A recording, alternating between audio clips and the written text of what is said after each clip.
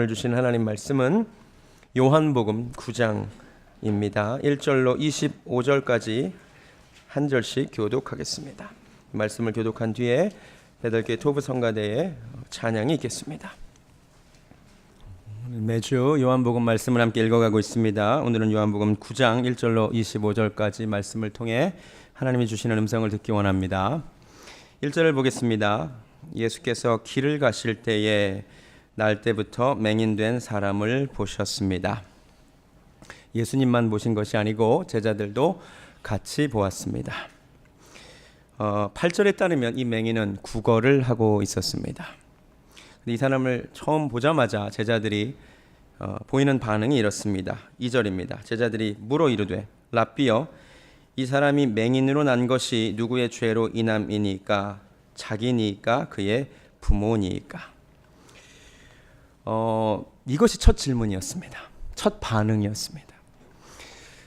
여러분, 나면서부터 소경이래요. 그리고 지금 구걸하고 있대요. 그럼 첫 반응이 어때야 됩니까? 불쌍히 여겨야 하는 것 아닙니까? 그죠? 긍휼히 여겨야 하는 것 아닙니까?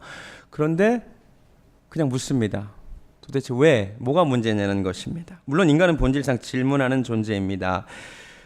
진리를 알고자 하는 것은 좋은데, 사실을 알고자 하는 것은 좋은데, 이 상황에서 이 소경을 향한 관심과 사랑이 도무지 보이지 않는 것이 문제입니다.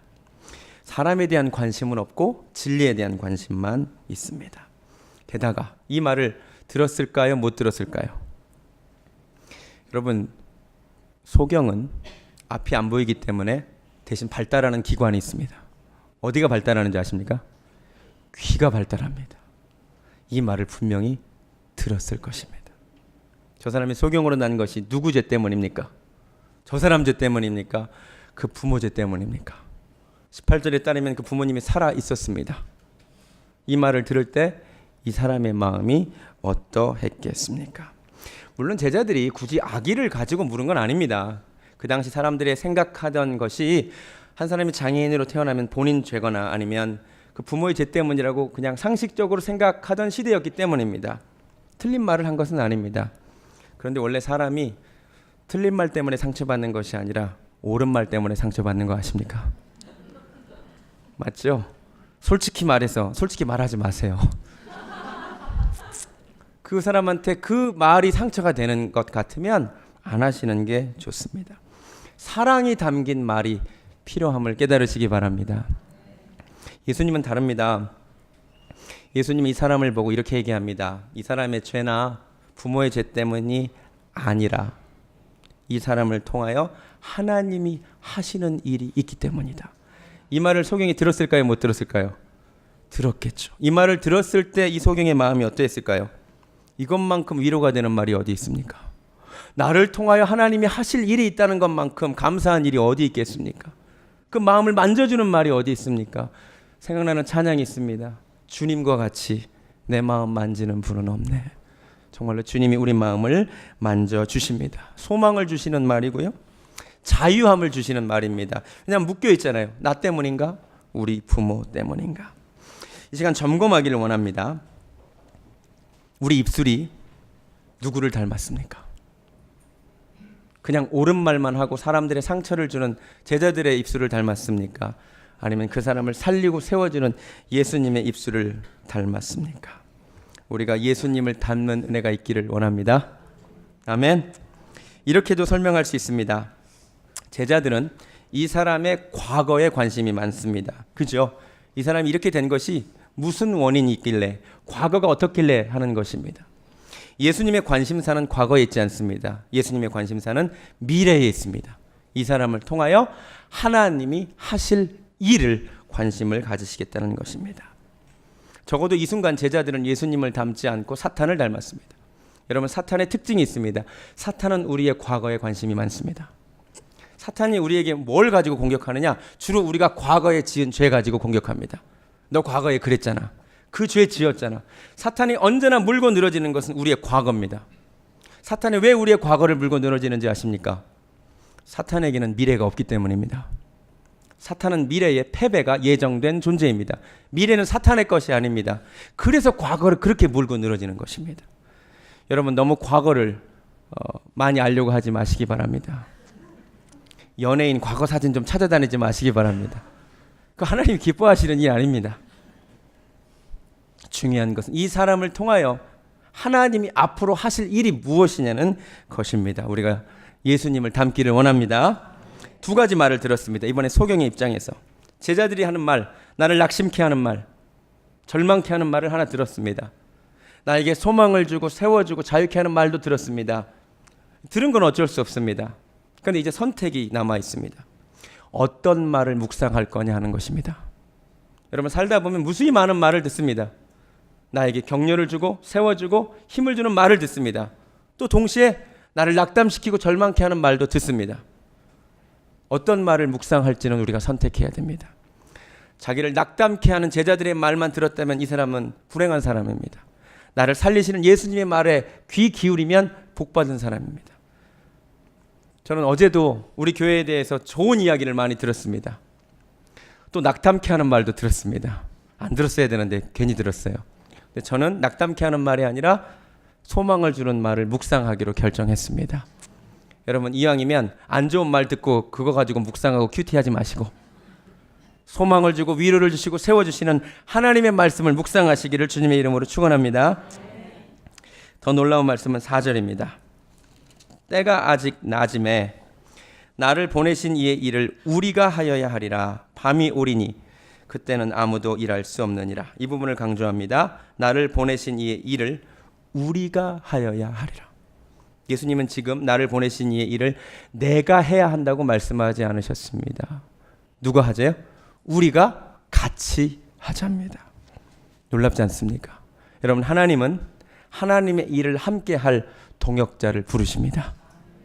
우리 교회를 통하여 하나님이 하고자 하시는 일이 있는 줄로 믿습니다. 그 일을 우리가 해야 할 줄로 믿습니다. 아니 어떻게 아멘이 그렇게 줄죠? 다시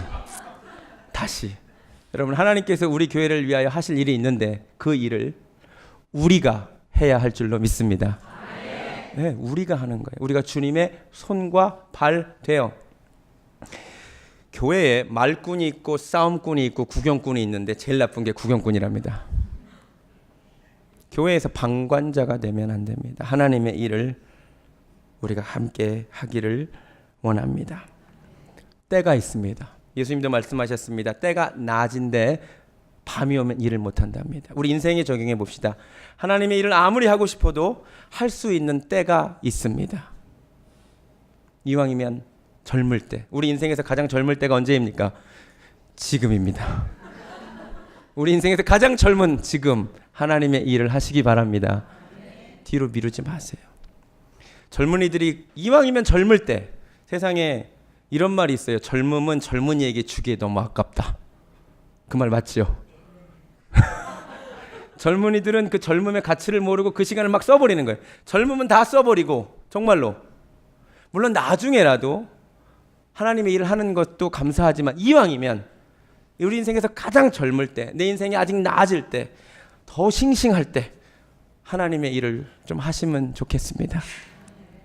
아멘. 하나님이 나중에 드린다고 안 받으시는 건 아니에요. 근데 여러분 꽃 같은 꽃도 방금 따서 드린 꽃 받는 거랑 3주 지난 거 받는 거랑 기분이 같습니까? 다릅니까?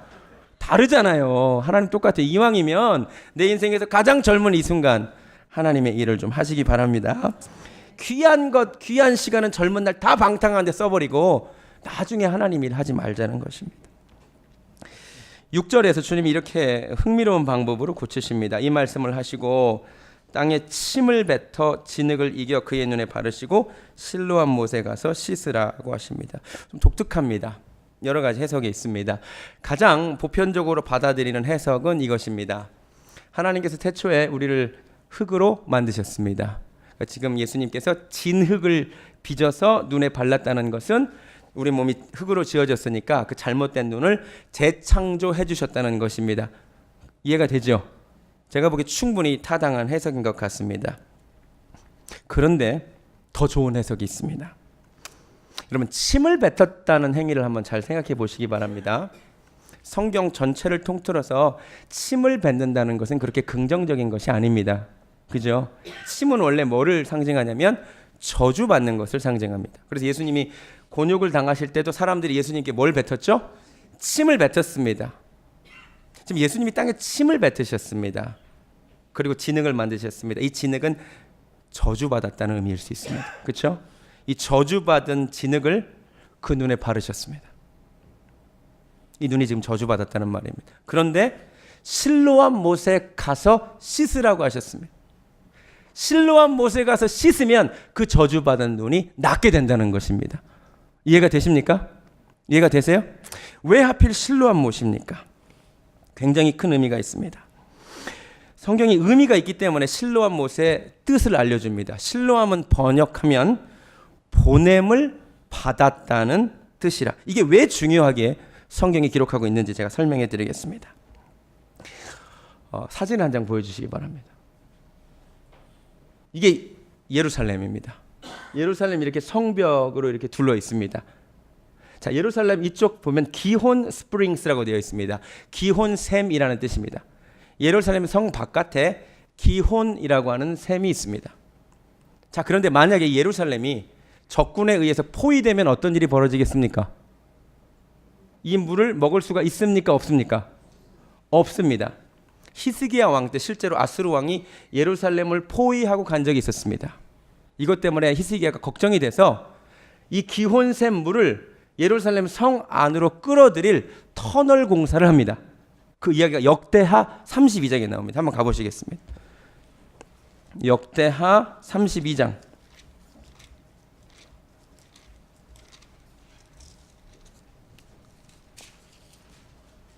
30절.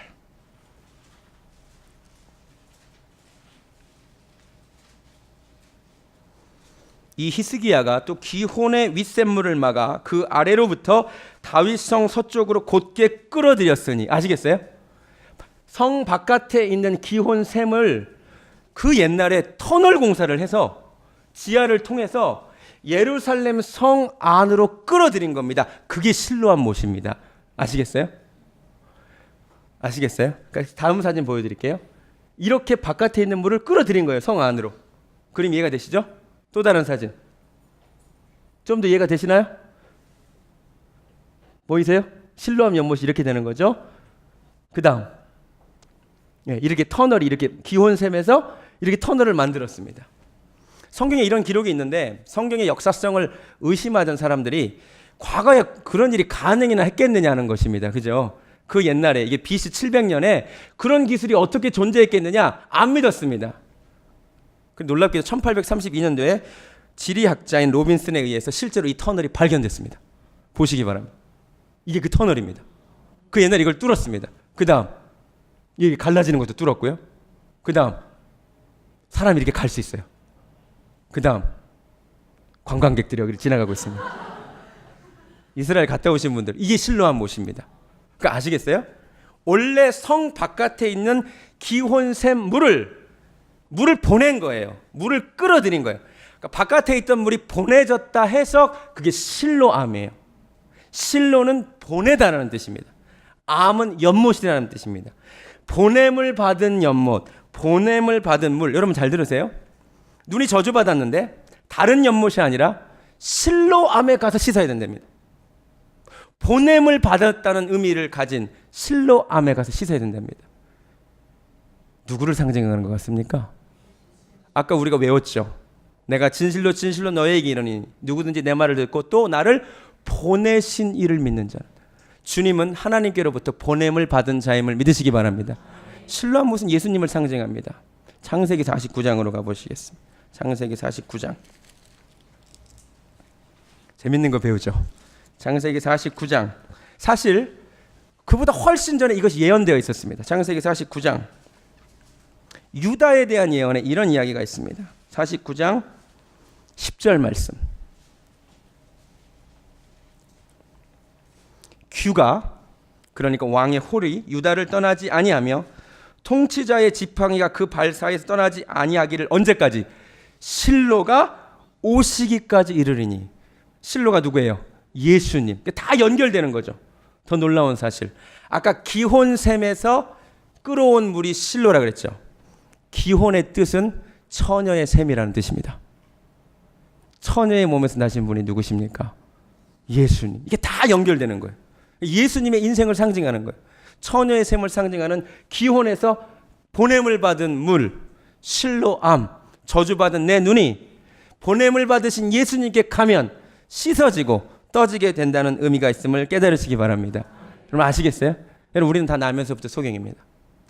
우리는 다 눈이 저주받은 자들입니다. 눈은 뜨고 있으나 보지 못합니다. 우리 저주받은 눈이 해결될 수 있는 길이 있습니다. 우리를 위하여 보냄을 받으신 분, 생수 되신 그분, 실로암 예수님께 가면 우리 눈이 떠지게 될 수 있을 줄로 믿습니다. 이 그런 의미가 숨어 있는 겁니다. 이 한 사람에게만 해당되는 말이 아니라 우리 모두가 실로암에 갈 때에 눈이 떠지게 된다는 것입니다. 한 가지 요구하신 것은 순종하라는 것이었습니다. 여러분 생각해 보세요. 아니 갑자기 모르는 사람이 오더니 내 눈에 진흙을 덕지덕지 바르고 그도 침 뱉어서 어디 가서 씻으래. 솔직히 여러분 같으면 어떻게 할 것 같아요? 안 가지.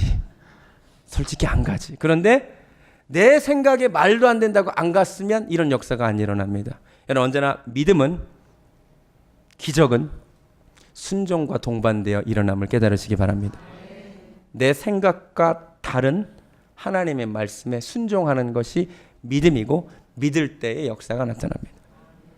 베드로가 밤새 고기를 잡으려고 했는데 한 마리도 못 잡았습니다.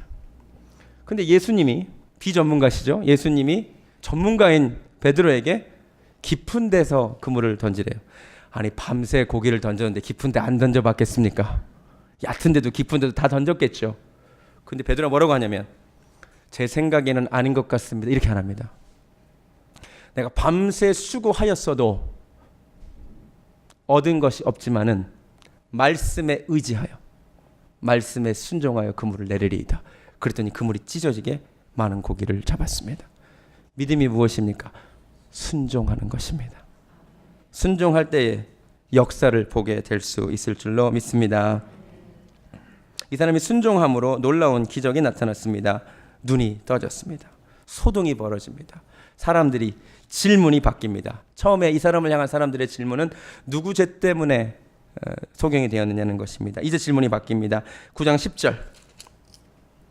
내 눈이 어떻게 떠졌느냐? 예수님을 통해 떠졌다고 하니까 12절에 그가 어디 있느냐? 어떻게 떠졌고 예수님을 찾게 되는 상황으로 바뀌게 됩니다. 여러분, 여러분이 예수님을 만나서 인생이 변할 때 여러분을 향한 사람들의 질문이 바뀝니다. 누군가가 여러분에게 이렇게 물었으면 좋겠습니다. 어떻게 믿게 되었느냐? 그 예수님은 어떻게 하면 만날 수 있느냐? 그런 얘기 좀 들어보시기 바랍니다. 아멘. 예수님을 만났다고 하는데 공격하는 사람들이 있습니다. 이 사람을 막 공격하고 비난합니다. 근데 이 사람이 놀라운 말을 하나 남깁니다. 25절. 이 사람이 나면서부터 소경이고 지금까지 구원한 사람입니다. 배운 바가 없습니다. 놀라운 말을 하나 남깁니다. 대답하되 그가 죄인인지 내가 알지 못하나? 모른답니다. 그러나 한 가지 아는 것이 있는데 내가 맹인으로 있다가 지금 보는 그것이니이다. 하나님을 만난 사람은 이렇게 담대함이 있습니다. 여러분 우리가 예수님을 믿는다고 해서 모든 것을 다 아는 것은 아닙니다. 모르는 것은 여전히 모릅니다. 그러나 한 가지 아는 것은 Once I was blind, but now I see. 내가 한때 보지 못했으나 이제는 본다는 것입니다. 예수님을 믿는 자는 이렇게 고백하게 되어 있습니다. 여러분도 이렇게 담대하게 고백할 수 있기를 바랍니다. 감사하게도 우리 교회에 특별히 우리 청년들 가운데 이런 변화의 역사가 나타나고 있습니다. 한때 보지 못했었는데 예수님의 빛을 보고 하나님께로 나아오기를 결단한 청년들이 있습니다. 오늘 그 한 청년이 간증을 하려고 합니다. 이은환이라고 하는 청년입니다. 제가 금요일 날 잠깐 소개했는데 우리 박수로 환영하겠습니다.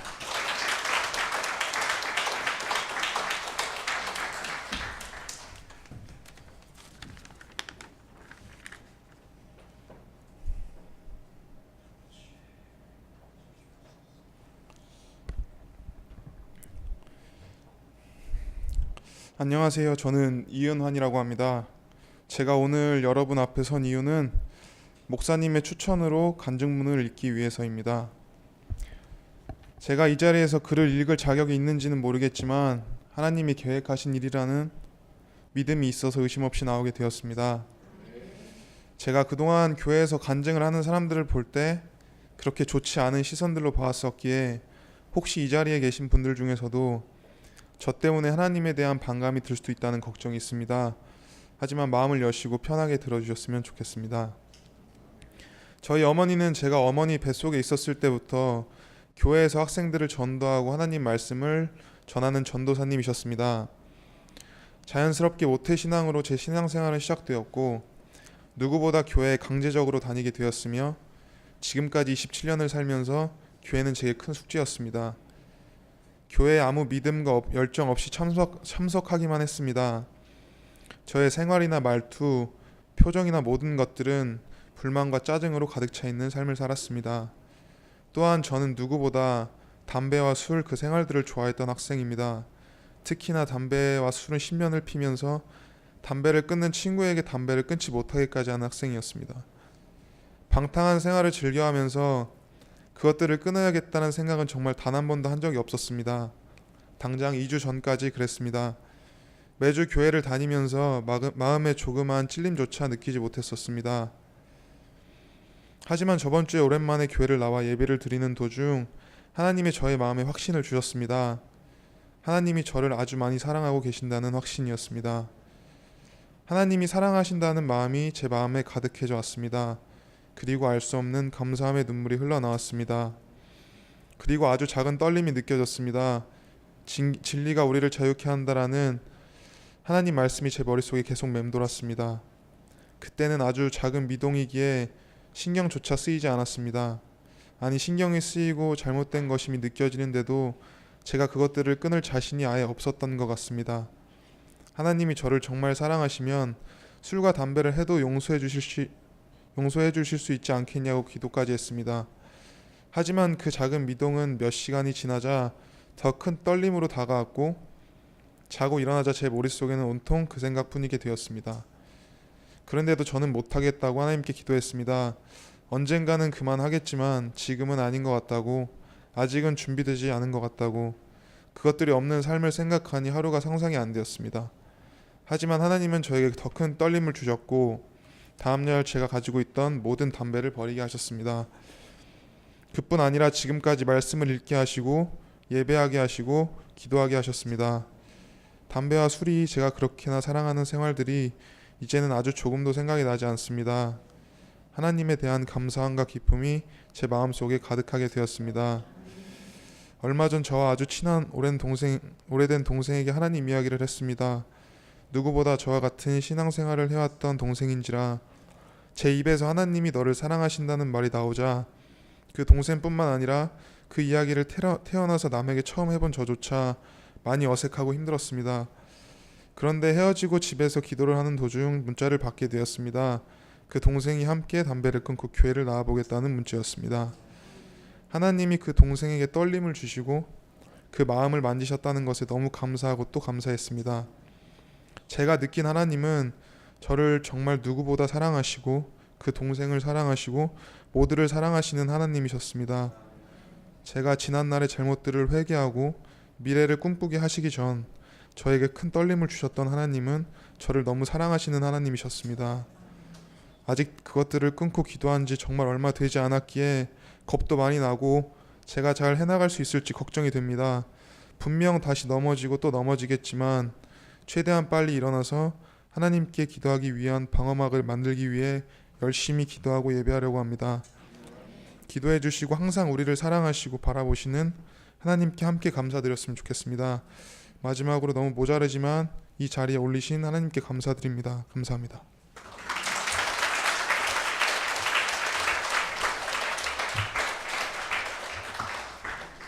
할렐루야. 오늘은 이 찬양을 불러야겠습니다. Amazing Grace. 나 같은 죄인 살리신 주 은혜 놀라워. 이 찬양을 만든 사람은 그 노예무역에 종사하던 존 뉴턴이라고 합니다.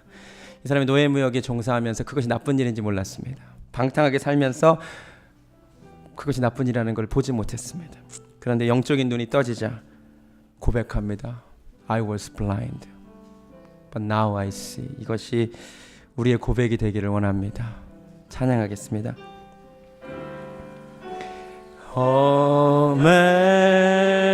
Amazing grace, how sweet the sound that saved a wretch like me. I once was lost, but now I'm found. Was blind, but now I see. 나 같은 죄인 살리신, 나 같은 죄인 살리신 주의 놀라워 잃었던 생명 찾았고 광명을 얻었네. 우리 다 같이 눈을 감습니다. 하나님, 제가 소경이었음을 고백합니다. 저주받은 내 눈 실로암 못에 가서 씻기를 원합니다. 하나님께 보냄받으신 분, 처녀의 몸에서 나신 독생자 예수 그리스도, 주님만이 내 눈을 씻으시고 내 눈을 밝게 하여 주실 줄로 믿습니다. 하나님, 특별히 오늘 간증한 은한 형제를 하나님 지금부터 영원까지 지키시고 저를 통하여 하나님의 일이 나타나게 하여 주시옵소서. 저뿐만 아니라 이 자리에 함께 예배한 우리 베들교회 성도님들 한 사람 한 사람의 삶을 통하여 하나님의 역사가 나타나게 하여 주시옵소서. 이제는 실로암 못 되시는 우리 주 예수 그리스도의 은혜와 그 물에 우리를 보내사 씻어주기를 원하시는 하나님 아버지의 극진하신 사랑과 성령님의 역사하심이 오늘 주신 말씀대로 나도 보기를 원한다고 고백하는 사랑하는 베들교회 성도님들 머리 위에 지금부터 영원까지 함께 하시기를 간절히 축원하옵나이다. 아멘.